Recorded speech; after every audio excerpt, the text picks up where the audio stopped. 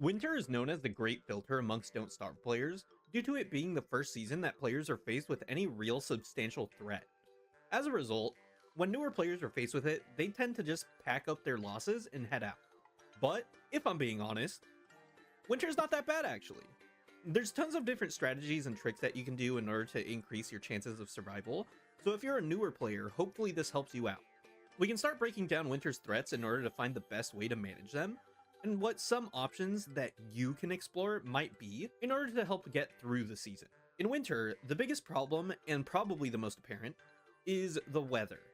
Winter is an incredibly cold season, and as a result, you need to know what to do in order to prepare for it.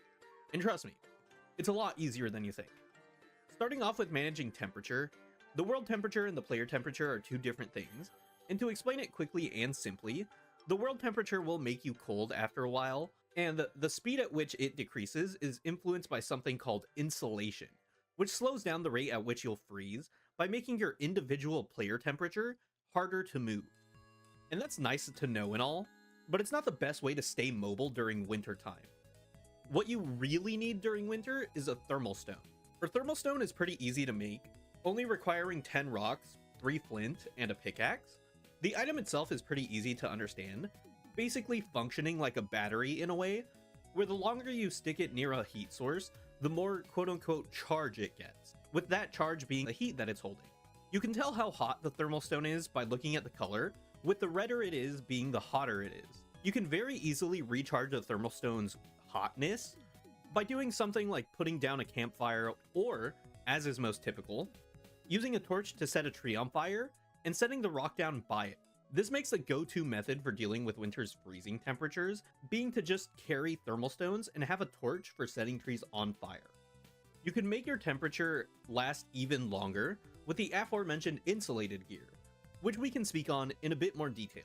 The usual loadout that's relatively easy to get in regards to insulation is the winter hat, which is made with beefalo wool and silk, the cat cap, which is made with cattails and silk, and the rabbit earmuffs, which are made with rabbits and sticks.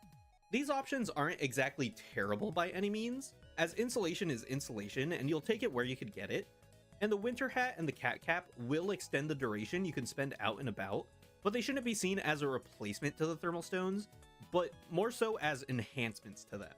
Walking around with the campfire pre-built will also help improve your odds of survival, and I'd highly recommend it just being something that you carry at all times. So now that you're actually capable of going out and about, what's the reason that you would want to? Well, food is a concern that newer players tend to have, because the availability drastically changes from autumn to winter. But if we're being honest, food is actually kind of easier to get in winter in a lot more ways than it is in autumn, as long as you're able to go out and actually get it.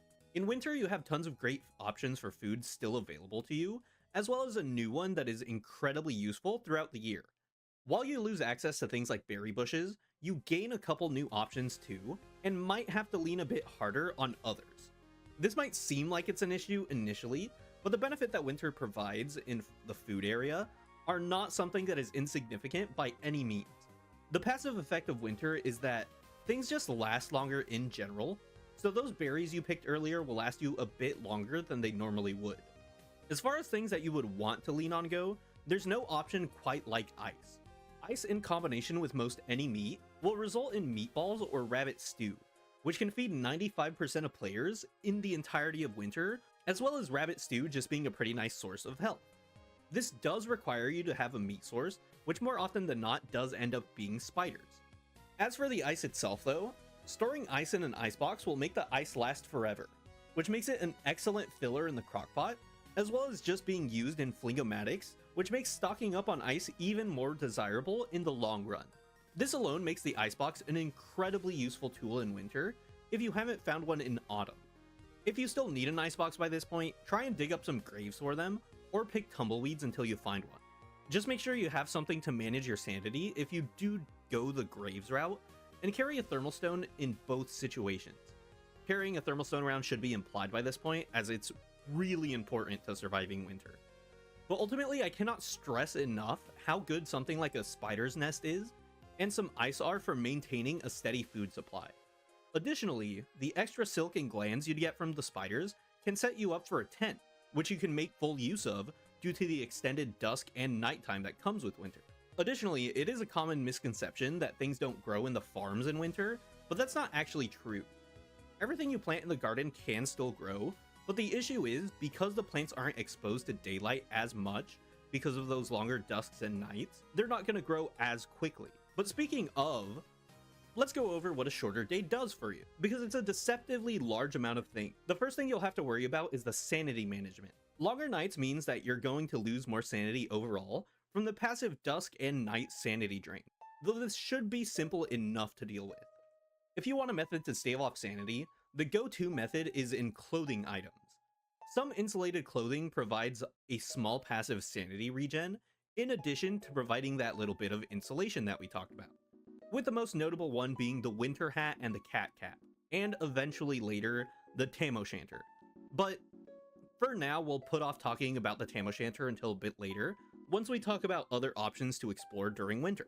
As for the winter hat and the cat cap, these two specialize in either sanity or insulation depending on what you would prefer.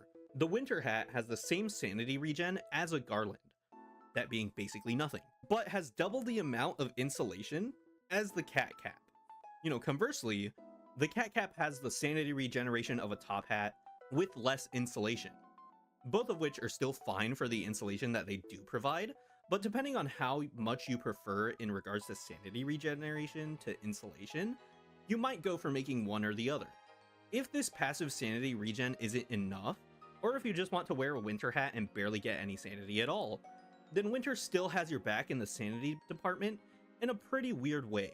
Due to the extended duration of dusk in winter, and to a lesser extent night, it becomes very easy to go out and find both green and blue mushrooms during their respective day cycles. Green mushrooms come out at dusk, and when you cook them over a fire, they will provide 15 sanity at the cost of 1 health, which can also be offset by blue mushrooms, which not only can be cooked for 10 sanity at the cost of 3 health, but can be eaten raw for 20 HP at the cost of 15 sanity.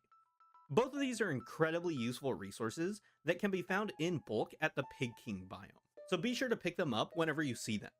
If you're having trouble spotting them when you're walking around, be sure to make a lantern if you haven't already, as getting light bulbs from the quick trip into the caves and just going out is not only incredibly safe, but provides a lot more benefits than a normal torch would.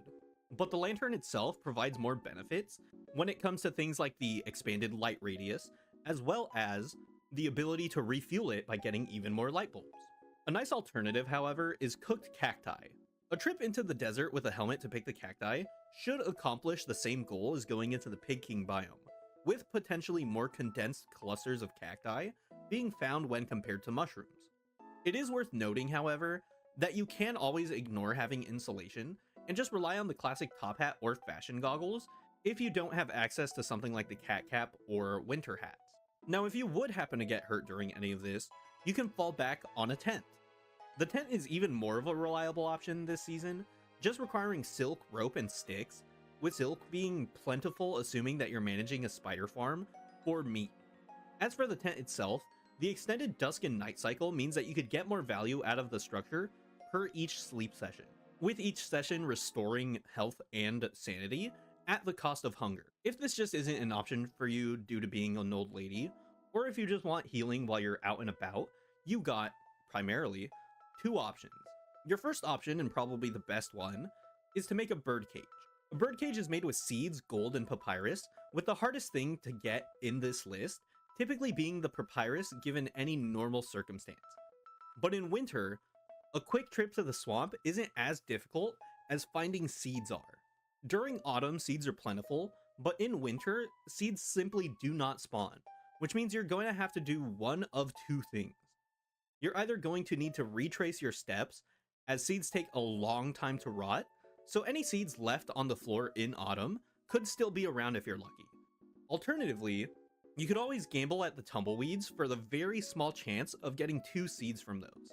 But that does raise the question of why put in the effort to make a bird cage. Well, it's pretty simple. You can make eggs. Eggs combined with vegetables and any meat source makes one of the best healing food, with the exception of being wort, and it's very easy to get the stockpile of these recipes going. Then lastly, the blue mushroom option.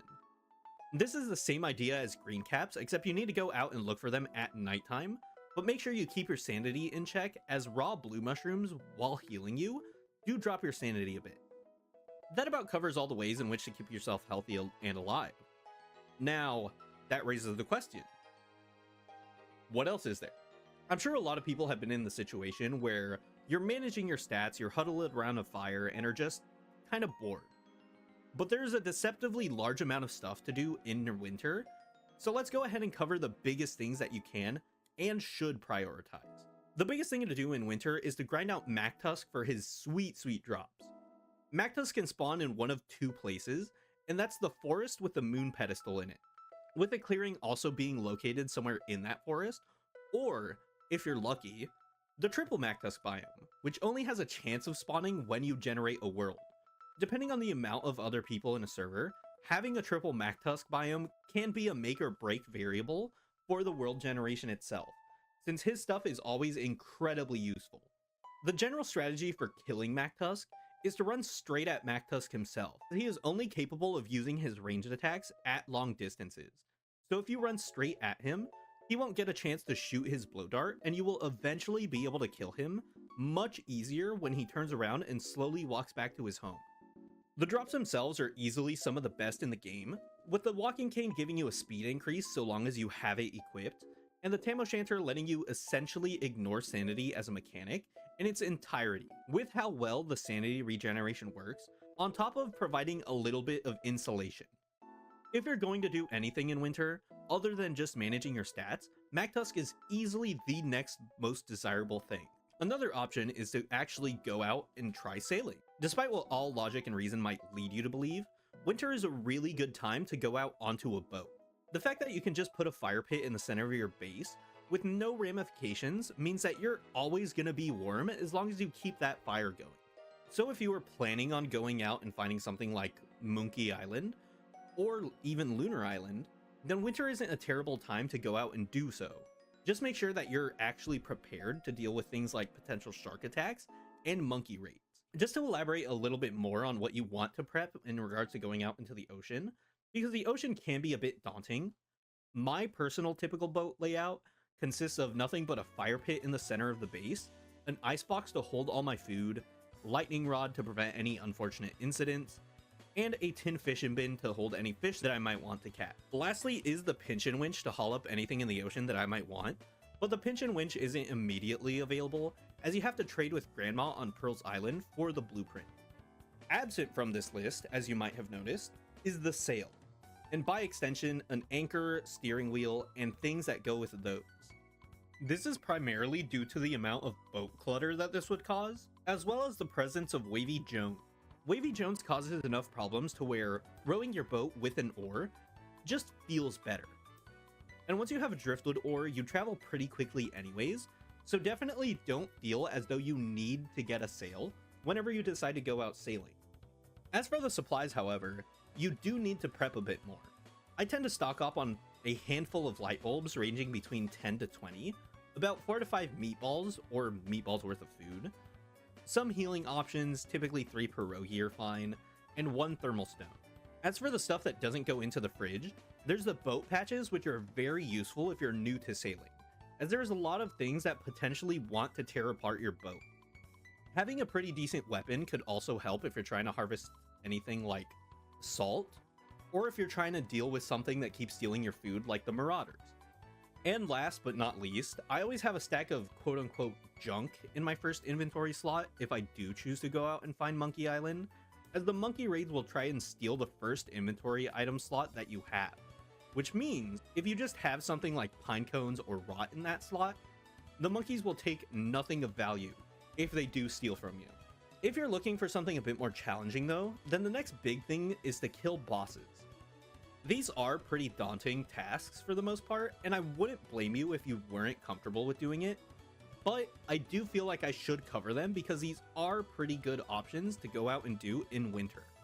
Dragonfly is incredibly nice, seeing as how its drops, namely the ability to craft scaled furnace, is incredibly useful in winter, giving you what is functionally a dedicated space heater for your thermal stones, letting you just drop them and swap them out at your leisure, as well as providing a place to cook things without the need to start a fire. This fight is much more difficult than the things that you'd normally fight by this point, enough to where I wouldn't talk about the details here, because there is quite a bit of things that I would need to say, but with the right amount of preparation beforehand, it's something that can be done relatively easily. Next in the lineup of winter bosses is Klaus, which is a challenge, but potentially the most rewarding boss available in this season. Klaus is winter exclusive, so unless you're playing in Winter's Feast, you're only going to be able to fight him during this season, so that means no putting it off until next autumn. In order to start the boss fight, you need to find the no-eyed deer and give them a slap. Once you hit them once, they'll run away from you and eventually bump into a tree. If they have their antlers when you do this, the antler breaks off, allowing you to go and grab it. Then using the deer antler, you just need to find the loot stash and use the antler to initiate the fight. Both the loot stash and the no-eyed deer always spawn in either a deciduous biome, that being the orange one with the birchnut trees, or in the mosaic biome, the one with the meteors. So start your search there. Once again, this fight is kind of complicated. The only thing I'll really say here is do not kill the deer if you choose to fight this boss. His drops are pretty variable, with the actual loot table being incredibly randomized, as each present that's dropped from the loot stash has a chance of being something that might be useful. It's definitely worth killing Klaus, if only for the wax paper, which is really useful down the line, but his other drops could also be incredibly valuable, with one of the highlights being a 10% chance of getting a Krampus sack. And that about does it for things that you'll be able to deal with in winter. Hopefully this helped you out, but that's all I really have to say, so until next time. Alright. Yeah, it's Deerclops. This boss is basically the first big barrier that new players are going to have to deal with, and as such, it's important to know what you're getting into. Starting with what might be the most important thing about her, and that is Deerclops spawns on night 30. So aside from her spawning details, we have to understand what Deerclops' behaviors are like. Deerclops can spawn on any random player, and she'll prioritize destroying structures above most everything else, unless she is actively engaged in combat. This means that if she spawns near or in your base, she will probably end up destroying a lot of your structures that took a lot of work and effort to build. This means that you do not want Deerclops spawning anywhere near your base. So if you are conscious of your day count, it's very easy to prep for her, especially considering that her heavy breathing warning system will provide enough time to grab a small amount of supplies and leave. Just make sure that you leave as soon as you can, because you really do not want this boss spawning anywhere near your base. Now though, we can talk about the different ways to deal with her. The first and easily the safest one is just to leave her out in the middle of nowhere, since you do outrun her pretty easily, so just leaving her behind somewhere isn't the worst thing. This does have the unfortunate downside of not getting her dead. Deerclops' drops are incredibly useful, and as such, it's worth getting her dead in a manner that conserves her drops. Typically for more experienced players, this involves just hitting her until she keels over, and for the even more experienced players, it means getting her to clear out things that you're too lazy to deal with. This also works fine for the newer players, since getting something else to deal with her is relatively easy depending on what you're near. The best recommendation that I have is to make your way to the nearest tentacle-infested swamp, and let her just run into the sweet embrace of death all on her own. It's a lot safer to hit her with something like a walking cane, then run her into where you know a patch of tentacles are, and the tentacles will start beating her up for you. She'll clear out a couple of tentacles, a couple of spider nests, and eventually, she will get whittled down enough for you to go in and kill her yourself. At the very least, you just let her get weakened enough until she dies. Just note that if you get her killed by spiders, there is a solid chance that they will just eat her eyeball, making the entire endeavor pointless. As for the eyeball itself, definitely make sure to keep it in your backpack just in case you die, because then things are a lot less likely to go in, loot your backpack, and eat the eyeball, since most mobs can't do that. The eyeball is kind of a surprise tool that'll help you during spring, and as such, you're probably going to want one for each person. But Deerclops only naturally spawns once, so you're kind of in a tricky situation. If not for everybody's favorite little guy, Glommer. Glommer's goop can be used to make the hostile flare, which can spawn Deerclops or attract a McTusk family from somewhere else on the map. This is great for you since It's a way for multiple people to get the eyeballs for even more Ibrellas as preparation for spring. That pretty much does it for things that you could look out for in winter. There's a lot of optional stuff that you can do, but if that isn't your jam, then I hope this outlined how to at least stay relatively healthy during what is probably the most challenging part of Don't Starve for newer players, at least until you get to the next season. Do let me know if there's anything that you might want to see in the future. I probably will explain what the deal is with spring in the future, and eventually maybe summer. Let me know if this helped you at all, or let me know if there's something that you would recommend new players to do that I missed. But that's all I really wanted to say. Please do subscribe if you enjoy the content. So until next time,